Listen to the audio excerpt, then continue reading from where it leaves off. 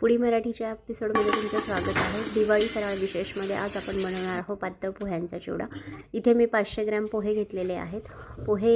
पोहे भाजताना त्यामध्ये मी 1 चमचा मीठ घालणार आहे, जेणेकरून पोहे आकसणार नाहीत। पोहे छान कुरकुरीत होईपर्यंत भाजून घ्यायचे आहेत। दुसऱ्या एका कढईमध्ये तेल गरम व्हायला ठेवलं आहे, त्यात शेंगदाणे परतवून घ्यायचे आहेत।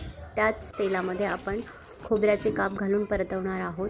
त्यानंतर आपण त्यामध्ये डाळवं घालून परतवणार आहोत। डाळव्याचा कलर चेंज होईपर्यंत आपल्याला डाळवं परतवायचं आहे। त्यातच मिरच्या घालायच्या, तिखट तुमच्या आवडीनुसार घाला तुम्ही। त्यानंतर शेवटी आपण कढीपत्ता घालणार आहोत। कढीपत्ता कुरकुरीत होईपर्यंत तेलात तळून घ्यायचा आहे। मी एक मसाला बनवला होता, लाल तिखट, हळद, मीठ, साखर आणि चाट मसाला, तो मी घालून घेतला आहे पोह्यांवरती।